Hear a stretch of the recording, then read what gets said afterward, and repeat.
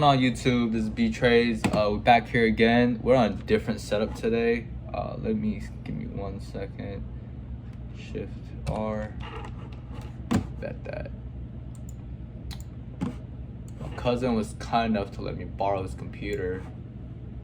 Cause mine, when I upload these videos, it keeps overheating and it's taking forever. Anyways, today's gonna be another short video. If you're not following the Instagram and TikTok, it's the same at B.Trades, B.Trades. But I post my trades daily on my Instagram, or the P&L and everything. We took a dub today, but it could have been better. Definitely could have worked on a couple things, but let's get into it. Coming to market open, NQ has swept out all previous highs, hourly highs, except for this big one, which was yesterday's 10 o'clock news, or not really news, but whatever. This high right here, and then ES hasn't taken out this high yet. So I thought it was like SMT to go maybe take out London low, Asian low, and maybe fill in this gap a little bit more before proceeding up. But you know, obviously you could see price didn't want to do that. Today I did trade on ES. I had to keep a diamond hand the morning, because all morning, even up until macro, it was just I couldn't find an entry. I mean, there was no 5-minute confluences that were hit. We were obviously in very bullish order flow, but prices didn't come down and hit any 5-minute confluence for me, which I was mainly looking at fair value gaps. You can see here too, even on NQ, there was one at 1010 where it kind of came in this fair value gap, didn't quite hit this one, but there was 1 minute break structure upwards, which wasn't strong enough for me, mainly because at the time we already took out a lot of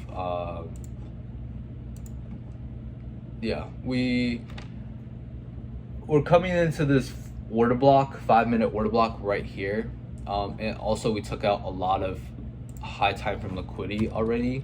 So I was just waiting and waiting until what I thought was the right setup for me, which came around, let me see, 10:45. Usually I don't trade that late, but lately price hasn't. If price doesn't make a good move in the AM session, like 9:30 to 10:30, it usually make it in the PM session starting at 11ish. So we see here price comes down, hit this fair value gap, and we get a 1-minute move up. It's 10:45. So 5-minute confluence. So we're in bullish order flow, 5-minute order flow, bullish order flow. A 5-minute confluence was hit, 5-minute fair value gap was hit, and then we get a 1-minute execution, 1-minute break structure. I could have entered off of this 1-minute inverse fair value gap, but like I was saying, we even on ES we did end up taking that liquidity high that I thought was gonna become a SMT right here. We ended up taking out this high already, and again it was coming up this like 15 minute order block before this liquidity sweep, or before this hourly high. So I was just being a little cautious, but yeah, so I wanted for full confirmation for a full 1-minute break structure before I enter, which is right on this candle, entered right here. Stops are obviously below this 5-minute fair value gap entry right here, and then my first take profit was this. So this was a 5-minute order block, bearish order block right here, or it really started right here, but I set my TP1 right on top of this 5-minute high, and then my final TP was above these this hourly high, above this hourly high, as you can see. Yeah. But what ended up happening was price hit my TP1 pretty fast. So I ended up I took 5 macros today. I took out 3 positions and I set my stop loss to break even. And as you can see, right after it took out that 5-minute high, it retraced, it broke even and then chopped for like an hour before hitting full TP. Was I a little mad? I wasn't mad. I was more so like, you know what, Brian, like, I need to act less fearful because this is like the second time that I set my stop loss to break even after hitting TP1, and then prices comes down and stops me out and then it hits my full TP. So I think the lesson here is obviously not to be fearful, because the fear right here is the fear of losing my profit. So I made $400 today. I was scared to lose $400, even though I should be coming to the market every day, accepting the same risk over and over again. I usually only risk like $500 to $700, so you know, $500, $600 is the sweet spot. Today I was risking like $577, so around the same numbers.